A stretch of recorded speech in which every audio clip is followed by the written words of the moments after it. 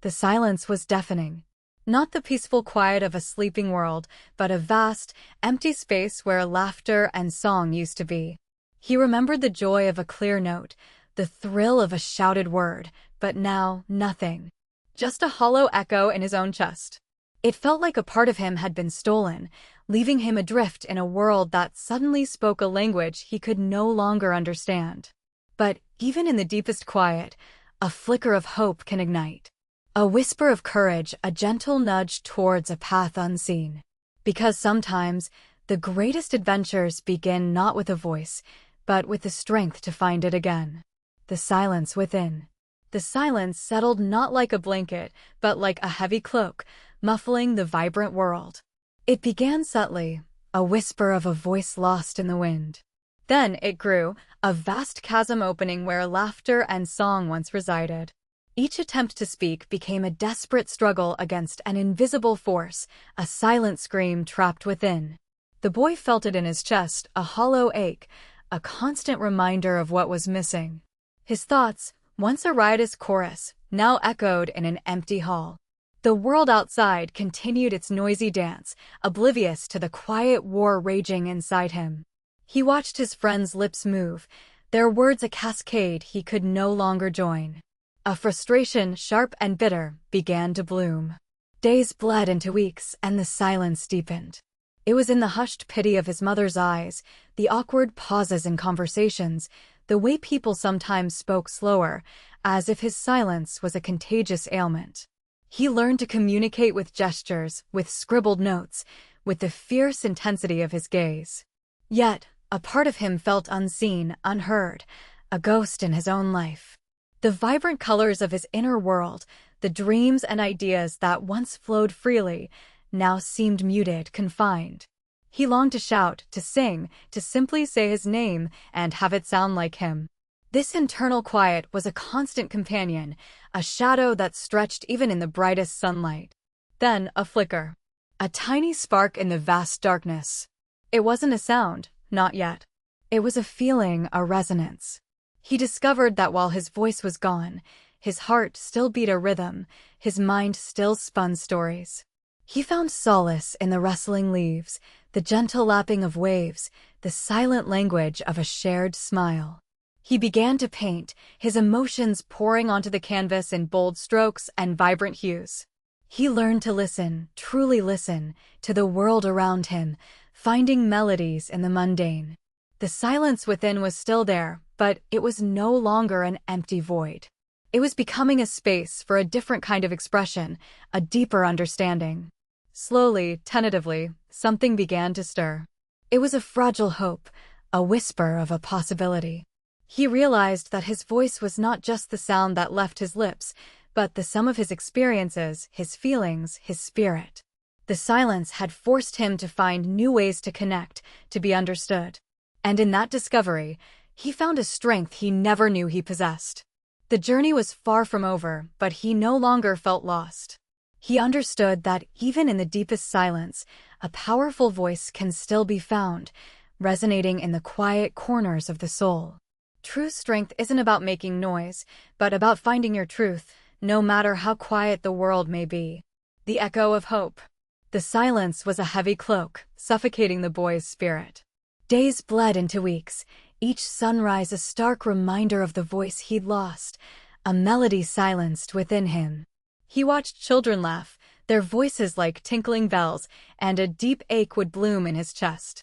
His own throat felt like a dry, empty cavern, incapable of producing even a whisper.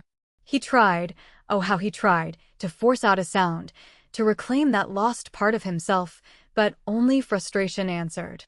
The world, once vibrant with his own sounds, now seemed muted, distant. He felt like a ghost, observing life from behind an invisible, soundproof wall. Then a flicker. A tiny spark in the suffocating darkness. It began with a shared smile, a gentle touch on his arm from a kind stranger.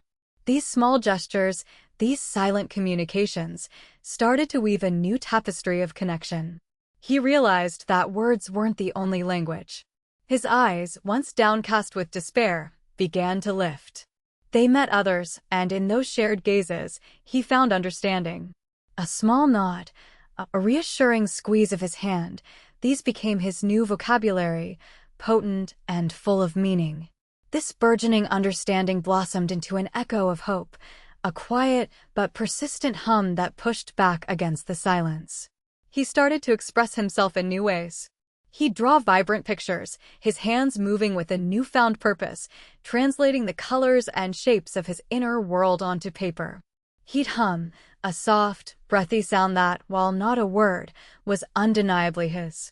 Each tiny vibration was a victory, a testament to his resilience. He learned that even in the deepest silence, a voice can still be found, not always in the sound itself, but in the spirit that refuses to be extinguished. His journey taught him that true connection transcends mere words. It resides in the heart's ability to feel, to share, and to bravely express itself, in whatever form it takes. Finding the melody. The silence had become a heavy cloak, muffling the world. He remembered the vibrant hum of laughter, the sharp, sweet call of birds, the rustle of leaves whispering secrets. Now, only a hollow echo resided where his voice used to be. Days bled into weeks, each sunrise a stark reminder of the melody lost. He would trace the shape of his throat, a silent plea escaping his lips, but no sound followed. It was a desperate, aching void. He watched children sing nursery rhymes, their innocent voices soaring, and a pang of longing, sharp and unbearable, pierced his heart. He tried to hum, to force a sound, but only a breathy sigh emerged, a ghost of what once was. This silence was a cage, and he was trapped within its unyielding bars. Then, one quiet afternoon, while sitting by the river, a single, clear note drifted on the breeze. It was a bird, perched on a willow branch, its song pure and uncomplicated. He closed his eyes, focusing on that single, perfect sound. He felt a stirring deep within him, a faint tremor of something familiar. He tried to replicate it, not with his voice, but with his fingers, tapping a rhythm on a smooth stone. A simple beat. Then another. He imagined the bird's song, its rise and fall, its gentle cadence. He began to feel the rhythm in his chest, a quiet thrumming that resonated with the bird's melody. It wasn't his voice, not yet, but it was a connection, a thread reaching out from his silent world. He continued this quiet practice, day after day. He found other sounds. The gentle lapping of water against the shore. The distant chime of a church bell. Each sound became a note, each pattern a phrase. He learned to express the joy of a sunny day through a series of light, rapid taps, and the melancholy of a cloudy sky through slow, deliberate beats. He discovered that music wasn't just about singing, it was about feeling, about rhythm, about the pulse of life itself. He was no longer just a boy who had lost his voice. He was a conductor of silent symphonies, his hands weaving stories in the air. And then, one day, as he tapped out a particularly joyful rhythm, a small sound escaped his lips. A soft, involuntary hum.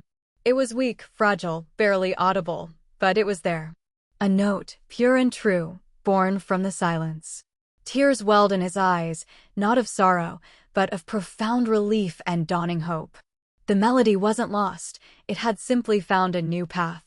He understood then that even in the deepest silence, the music of the soul can always find a way to sing, if only we listen closely enough to the world and to ourselves. A symphony of courage. The silence was a heavy cloak, suffocating him. He remembered the vibrant sounds of laughter, the soaring melodies of birdsong, the comforting murmur of his mother's lullabies. Now, only a hollow echo resided where his voice used to be. Fear gnawed at him, a constant companion in the quiet world he inhabited. He watched others communicate with effortless ease, their words painting pictures, their songs weaving stories. A deep ache settled in his chest, a longing to join their chorus, to add his own unique note to the grand symphony of life. One day, he saw a small bird struggling, its wing injured, its chirps weak and desperate. Others passed by, perhaps too busy, perhaps too afraid to intervene. But a spark ignited within him, a fierce determination that burned brighter than his fear. He approached the bird slowly, his heart pounding a frantic rhythm against his ribs. He offered it a gentle hand, a silent promise of solace. He gathered soft leaves, fashioned a makeshift nest, and brought it water. He couldn't speak comfort, but he could act it.